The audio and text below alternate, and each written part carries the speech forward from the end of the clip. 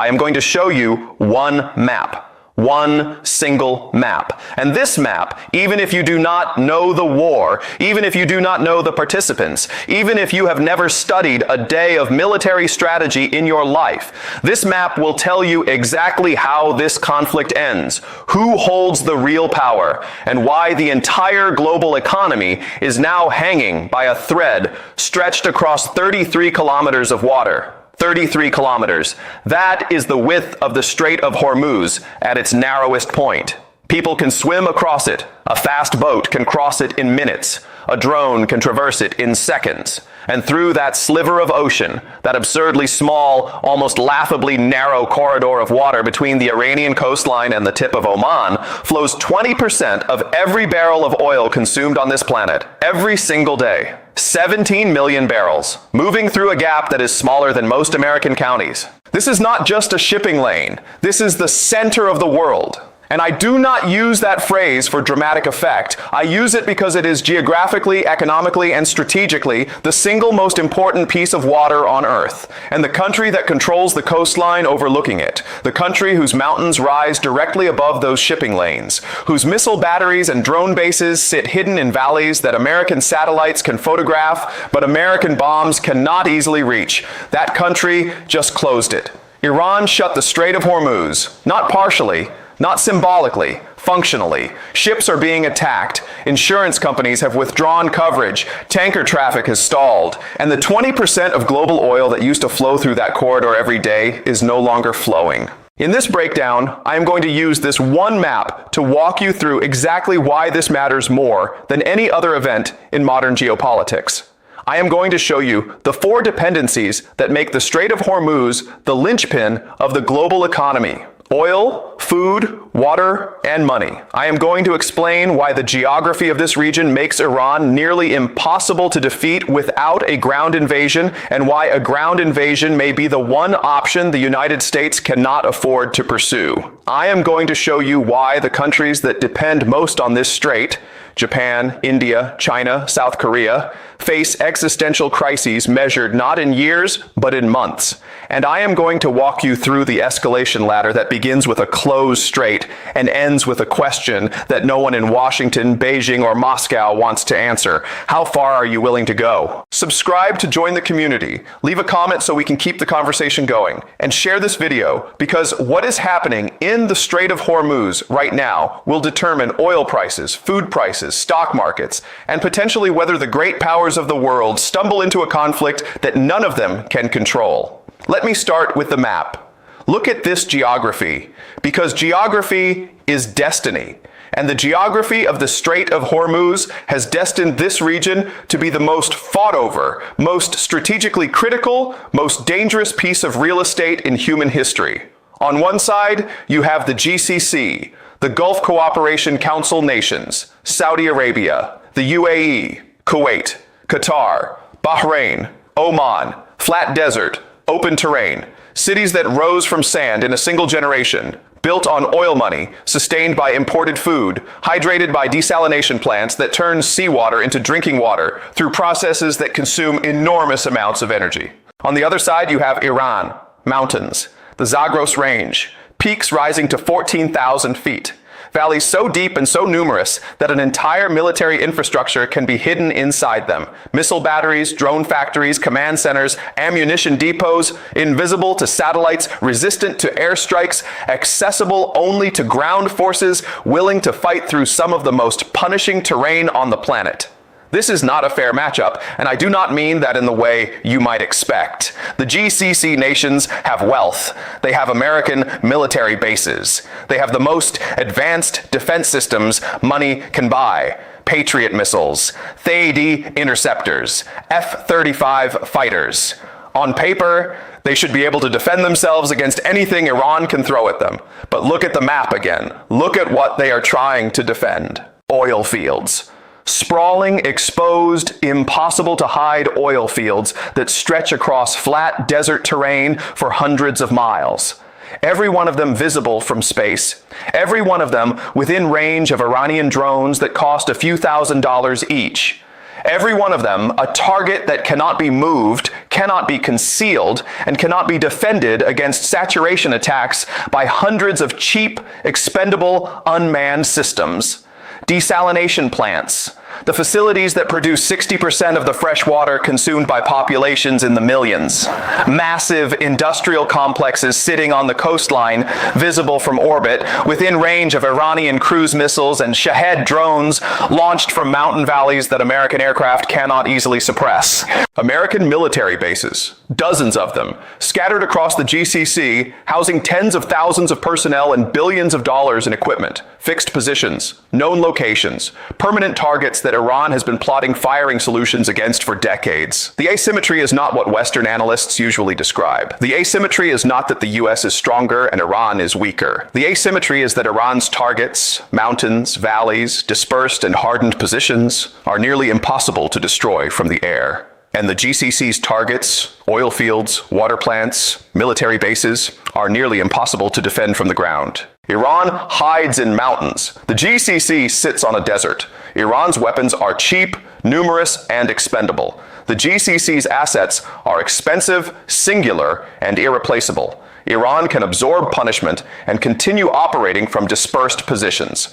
The GCC cannot absorb a single successful strike on a desalination plant without facing a water crisis that would empty cities within weeks. This is what the map tells you. Not who has more firepower, but who has more to lose. And the answer, written in the topography itself, is devastating for the countries that thought wealth and Western alliances would protect them. Now let me show you the 4 dependencies. Because the Strait of Hormuz is not just about oil. It is about everything. Dependency number 1, oil. 20% of all seaborne oil in the world passes through the Strait of Hormuz every single day. 88% of all oil leaving the Persian Gulf exits through this one corridor. There is no alternative. There is no bypass. There is no other route for the vast majority of Gulf production. The numbers are staggering when you break them down by country. Japan depends on the strait for 75% of its oil imports. 75%. Prime Minister Takaichi has stated publicly that if the strait closes, Japan will run out of oil in 8 to 9 months. The entire Japanese economy, the 3rd largest in the world, the industrial engine of East Asian manufacturing, collapses in less than a year if the strait remains closed. India depends on the strait for 60% of its oil. 1.4 billion people, the world's most populous nation. 60% of the energy that keeps its economy running, its transportation moving, its power plants generating, all of it flowing through a corridor that Iran has now demonstrated it can disrupt at will. China depends on the strait for 40% of its oil. South Korea for a similar percentage. Every major Asian economy is tethered to a waterway that is 33 kilometers wide and overlooked by Iranian missile batteries. This is not a regional issue. This is a global dependency. And the country that controls the coastline above the shipping lanes, the country whose drones and missiles can reach every tanker in the corridor, holds the entire Asian industrial economy hostage. Dependency number 2, food. This is the dependency that most people miss, and it is the one that makes the GCC nations the most vulnerable players on the board. The GCC nations, Saudi Arabia, UAE, Kuwait, Qatar, Bahrain, import 80% of their food. 80%. These countries do not grow food. They do not have the water, the arable land, or the agricultural infrastructure to feed their populations. They import everything. Grain, rice, vegetables, meat, dairy, from suppliers around the world. And how does that food arrive? Through the Strait of Hormuz, on ships. Ships that are now being attacked by Iranian drones. Close the strait and you do not just cut off oil exports. You cut off food imports. The same waterway that sends oil out brings food in.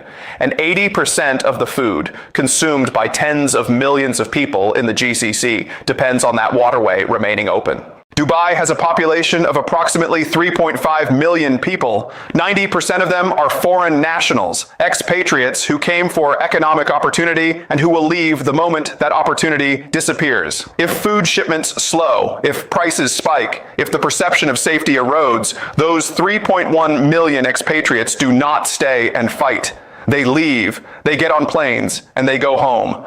And the economy that depends on their labor, their consumption, and their presence collapses. This is not speculation. This is the mathematical consequence of a population structure built on imported labor, sustained by imported food, transported through a waterway that is now under attack. Dependency number 3, water. Fresh water in the GCC comes primarily from desalination plants, industrial facilities that take seawater and convert it to potable water through energy-intensive processes.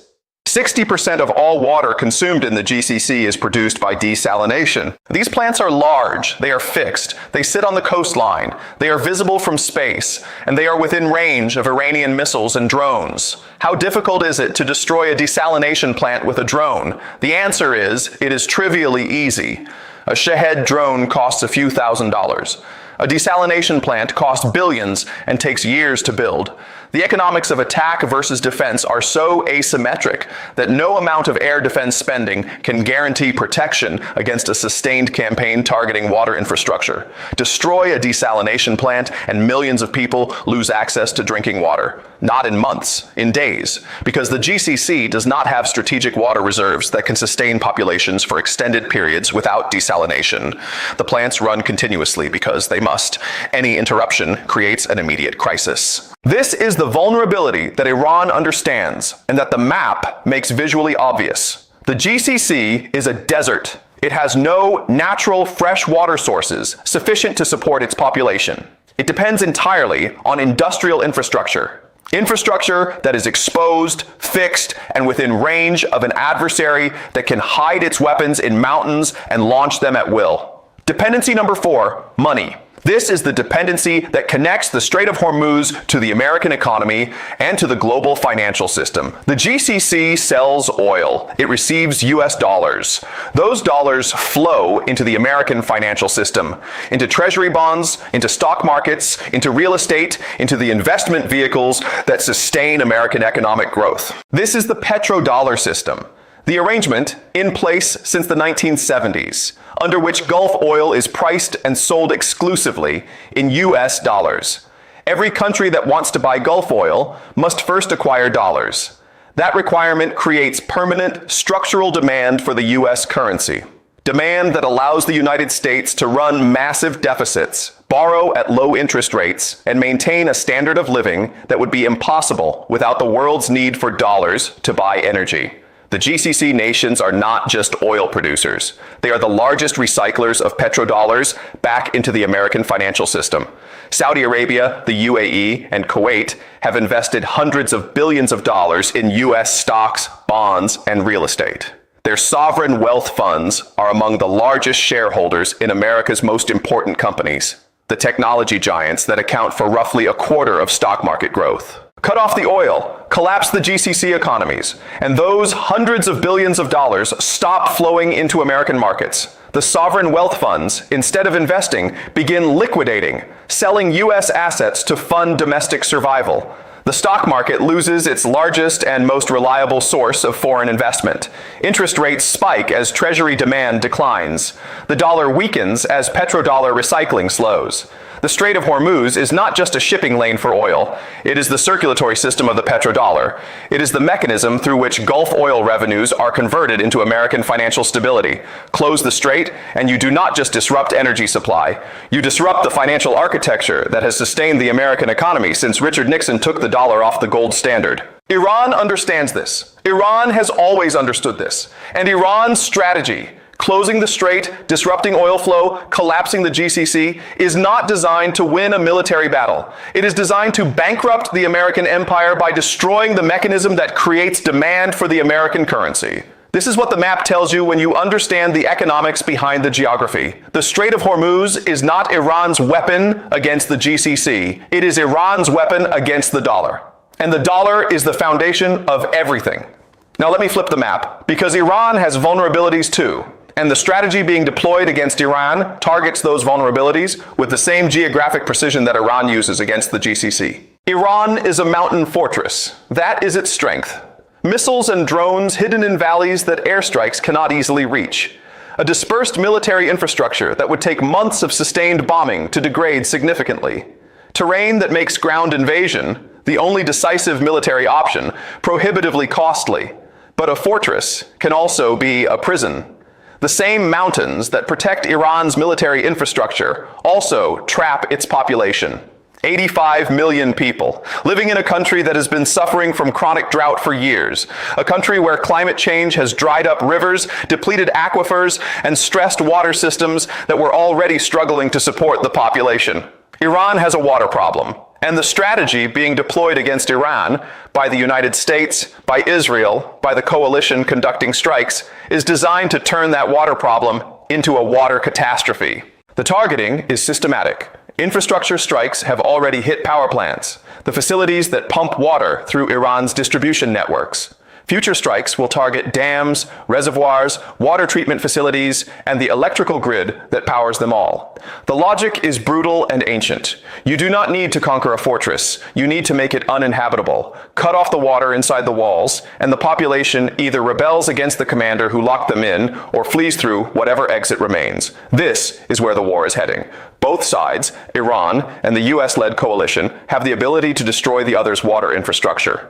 Both sides understand that water is the ultimate pressure point. Both sides are prepared to varying degrees to cross that line. The question the map poses, the question that sits at the center of every strategic calculation being made in Washington, Tehran, Riyadh, and Beijing right now, is how far does each side go? Because the Strait of Hormuz is a game of chicken. Both sides have the capacity to devastate each other. Iran can destroy the GCC's water supply, oil infrastructure, and military bases.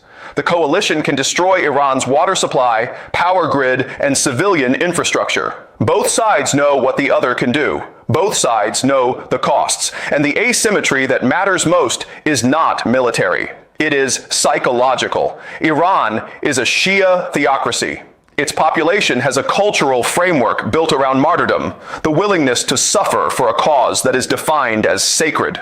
The regime has lost its supreme leader. The population has endured decades of sanctions.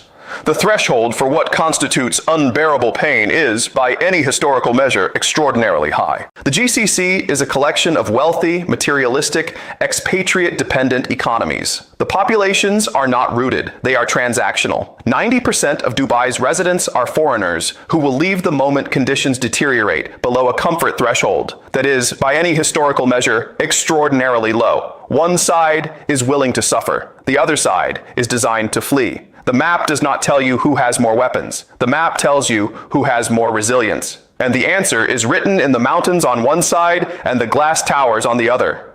Now let me show you the escalation ladder, because the Strait of Hormuz is not the end of this crisis. It is the beginning. Rung 1. The strait closes. Oil prices spike. Energy-dependent economies, Japan, India, South Korea, China, face immediate supply crises. Global recession begins within months as energy costs cascade through every sector of every economy. Rung 2. The GCC faces food and water stress. Expatriate populations begin leaving. Real estate markets collapse. Sovereign wealth funds begin liquidating U.S. assets to fund domestic stabilization. The petrodollar recycling mechanism slows. American financial markets feel the pressure. Rung 3. The coalition escalates strikes against Iranian infrastructure. Power plants, water systems, transportation networks. The goal is to make Iran's fortress uninhabitable. Iran retaliates by escalating attacks on GCC infrastructure. Desalination plants, oil fields, military bases. Both sides are now targeting civilian infrastructure. The humanitarian dimension of the conflict expands. Rung 4, the ground invasion question. Because the only way to decisively defeat Iran, to physically occupy and dismantle its dispersed military infrastructure, is with ground troops. Hundreds of thousands, possibly millions, operating in mountain terrain against a population of 85 million that has been prepared for this scenario for decades. No American president wants to order that invasion. The cost in lives, in money, in political capital would dwarf Iraq and Afghanistan combined. But without ground forces, the air campaign can degrade Iran's capability without eliminating it. The war becomes a siege, each side destroying the other's infrastructure, each side absorbing punishment, each side waiting for the other to break. Rung 5. The nuclear question. If Iran's regime faces existential collapse, if the water runs out, if the power grid fails, if the population begins to fracture, does it use whatever nuclear capability it possesses? The question is not whether Iran has a mature nuclear weapons program. The question is whether a regime that believes in martyrdom, that has lost its supreme leader, that is watching its country be systematically destroyed, does that regime make a decision that no rational actor would make? Rational actors do not believe in martyrdom.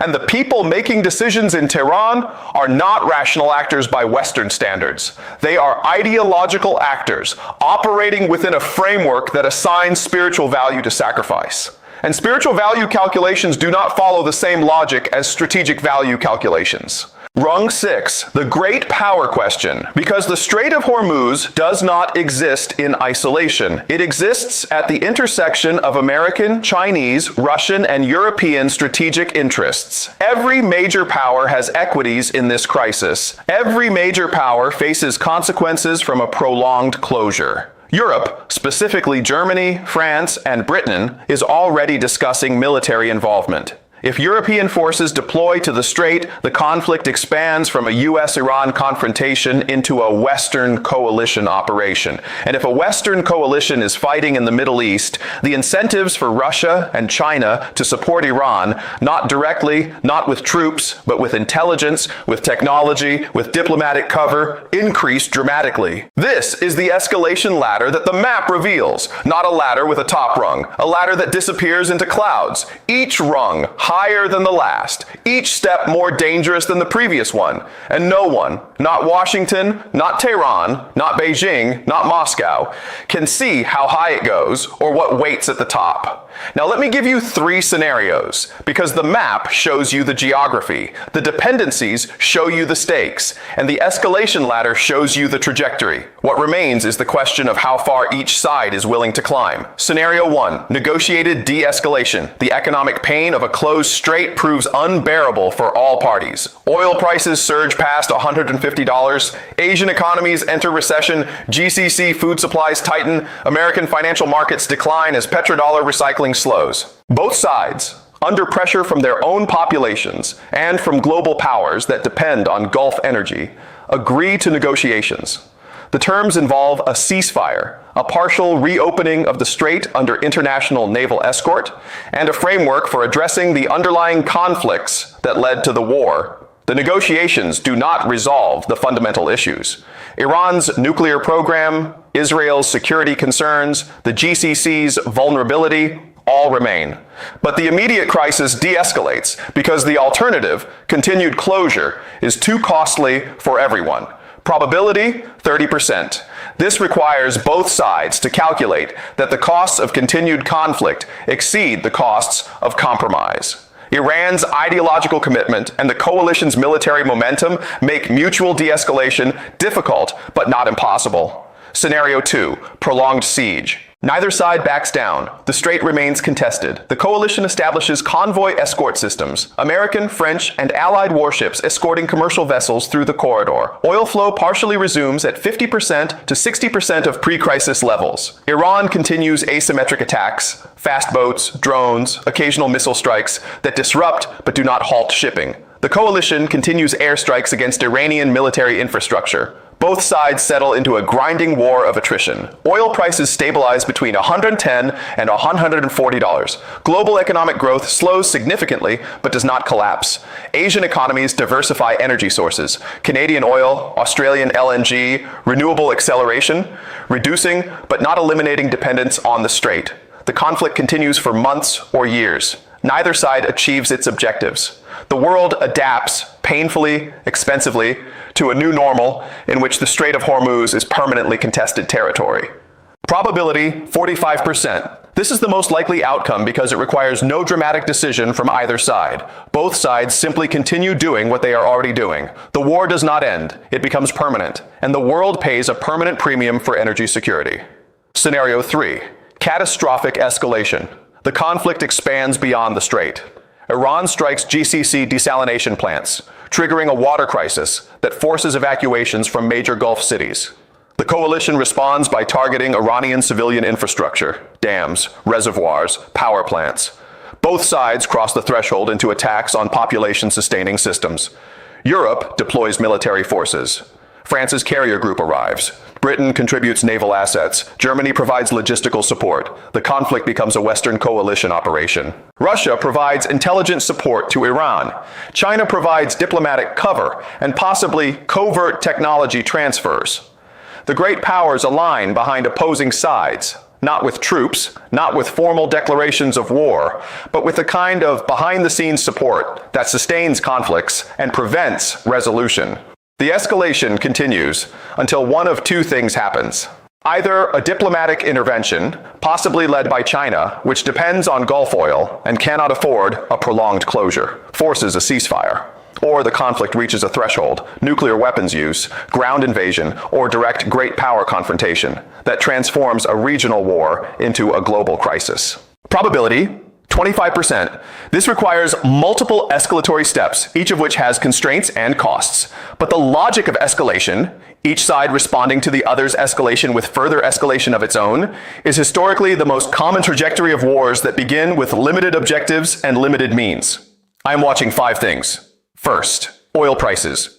The market integrates every piece of information about Strait security into a single number. Every dollar tells you what the global economy believes about the probability of resumption versus the probability of prolonged disruption. Second, GCC population movements. Expatriate departures from Dubai, Abu Dhabi, and Doha are the canary in the coal mine. When foreign workers begin leaving in significant numbers, it signals that the population, the people who actually live in these cities and run these economies, has concluded that the situation is not temporary. Third, Iranian water infrastructure. Any coalition strike on dams, reservoirs, or desalination facilities signals that the conflict has escalated from military targeting to population targeting. That threshold, once crossed, transforms the nature of the war. Fourth, Asian energy diplomacy. Japan, India, South Korea, and China are the countries most affected by strait closure. Their diplomatic actions, emergency energy negotiations, strategic reserve releases, alternative supply agreements tell you how severely they assess the disruption and how long they expect it to last. Fifth, European military deployments. France has announced its carrier group. If Britain and Germany follow with naval contributions, the conflict has expanded from a US-Iran confrontation into a multinational operation.